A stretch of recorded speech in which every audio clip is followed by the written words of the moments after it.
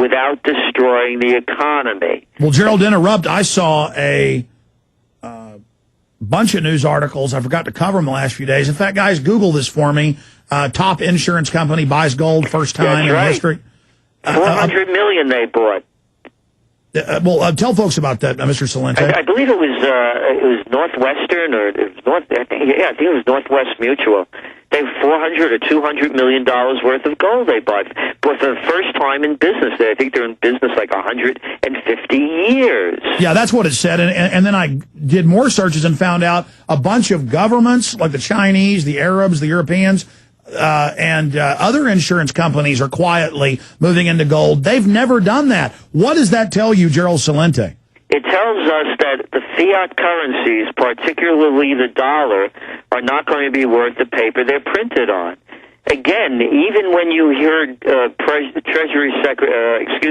Federal Reserve Chairman Bernanke yesterday warning that there's a risk of another crisis on the horizon. Inflation. And they're not going to be able to print more money to bail us out. They're running out of games. So the timeline, by the way, Alex, during the summer, things usually quiet down. Yeah, Europe goes on vacation, and things start getting real again around September, October.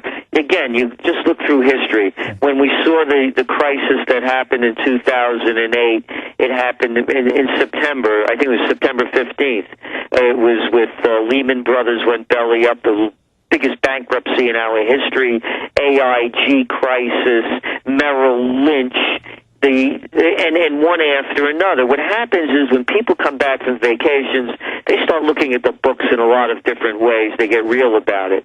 So September, October is one time to look. The other one, and this is the one that's going to tell the final story, it's going to be Christmas sales 2009. Watch how those sales come in. You're going to see them in way worse than they were last year, and they were terrible last year. Then you move into the new year, and that's when things in 2010 really start to unravel. That's our timeline. And you're saying the only rabbit in the hat they've got that you see for another bubble, this is the end of the bubbles unless they start a huge war? Yeah, but this time it's different than the times before, in the sense that this time we'll have wars of weapons of mass destruction. It's not going to be giant fleets fighting each other in the Pacific or tanks, coming at each other over the battlefields. This will be suitcase-sized nuclear weapons.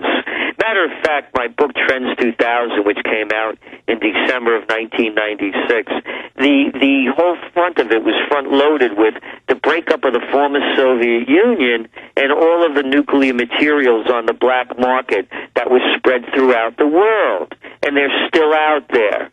So we're going to see a very different war. This will be out of control.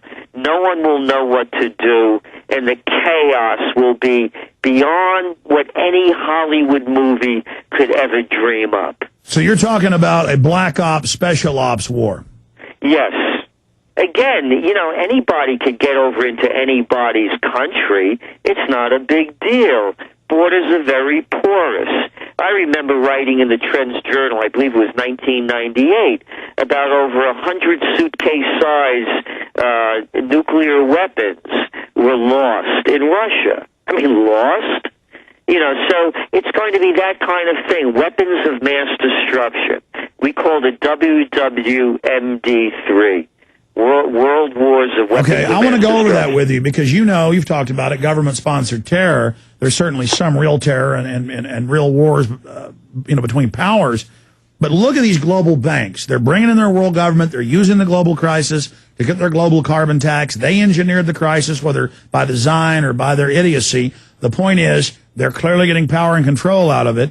Now they need to have a world government come into place out of this bigger crises. They need to have a war, just like they used a World War I to get League of Nations, World War II to get UN. Now they say we need one more big war to bring in the final world government. I see all the evidence that this is planned out. And if suitcase nukes aren't brought in, if somebody isn't stupid enough to attack, then I see them staging it because it's the only bubble, the only crisis that they have left to bring them into power. So I agree with what you say, Gerald, and I see them making the preparations, hardening government facilities, preparing tattletale squads, domestic infrastructure. DHS reports that Americans are terrorists, youth brigades. I see huge industrial buildup for war against the people. Northcom making announcements. You said this a year ago. We've been talking about it for a long time. Zolik warns stimulus sugar high won't stem unemployment. What you just said, with Bernanke saying the money has to end because they've already bought everything up. He says unemployment increases that will cause political combustible issue and destabilization and conflict. He says rising joblessness threatens to set off political unrest across the globe. So they're saying this, but like beaters beating the bushes to drive out, the mastodons over the cliff. We're the mastodons. This is all crazy like a fox going right towards their world government. So, Gerald Celente, your take on that? Well, whether they cause it or exploit it, it's going to happen in the sense that you also have worldwide unrest. Latvia, we saw it in Greece, Iceland. You're seeing it in France. You look what's happening over in Spain. The unemployment rate is almost 20%. Ireland, the UK, and in the U.S., you're going to start seeing it happening, whether or not, and then again, as I said, they are fermenting war in the Middle East with the escalation in Afghanistan and in Pakistan. So that's clearly a false flag. Clearly they know they're stirring the pot on purpose. Exactly. So whether or not they create the terror or the terror is created from their actions, one way or another, they're setting the stage for it. So what we're saying at this point is that the escalation of the Afghan-Pakistan wars are setting the stage for terrorism at 9/11 levels. Again, whether manufactured or real, we're going to see it. And the people, you look at the poll data now. Most people are in favor of these wars in the United States. So if they say, we're being attacked by Islamo-fascists because they hate our liberty and freedom, the people are going to swallow it again. Gerald Celente, Trends Forecaster, what did you think about, or did you see, the Pakistan president? They're saying, why are you helping terrorists? And he goes, Al-Qaeda, Taliban was created by the U.S. against the Russians and pushed. You guys are using them to destabilize us, which is what's really going on. They don't control all the groups, but they nudge them and fund them and stir them up. And he made that point, and the person interviewing him on NBC kind of shut up. It seems like this trick is starting to wear a bit thin. Precisely. And as a matter of fact, in this next Trends Journal, summer edition that'll be coming out in a few weeks, we're reviewing the history of Pakistan, which we had written about when they assassinated Benazir Bhutto in January, I believe it was December 2007. And now her husband, Zardari, is the president of Pakistan. Well, they used to call him Mr. 10%. Because he used to take 10% of all the government action. He did time in jail for being accused of raping the government of $5 billion. It's one criminal enterprise after another.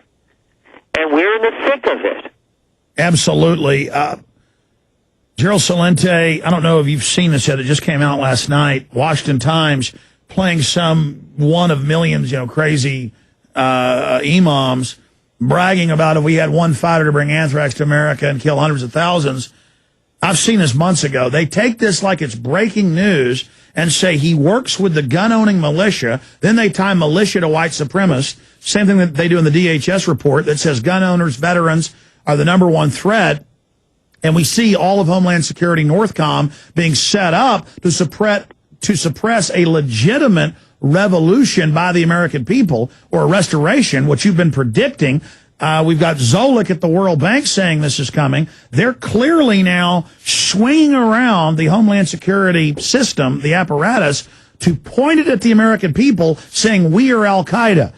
So they clearly know they're about to do some things politically. where they're going to sick Homeland Security on the general public, and they're training local police departments nationwide. This is confirmed that veterans will come back and bomb you with IEDs, and that the veterans work with Al-Qaeda. Do you think this new load of bull is going to sell? Well, again, if there's an attack of any kind, whether it's manufactured or legitimate, the people respond very quickly by fear, as we saw with Saddam Hussein has weapons of mass destruction and ties to Al-Qaeda. They'll swallow most of what's fed to them. But now they're going to say the gun owners are the terrorists. They're going to say, oh, Al-Qaeda hit us, take the people's guns. The gun owners are Al-Qaeda. I mean, that is really over the top. We don't believe, by the way, that Second Amendment rights will be repealed. I mean, that's our, and I'm a strong advocate of Second Amendment rights. Why? Because they can't get away with it?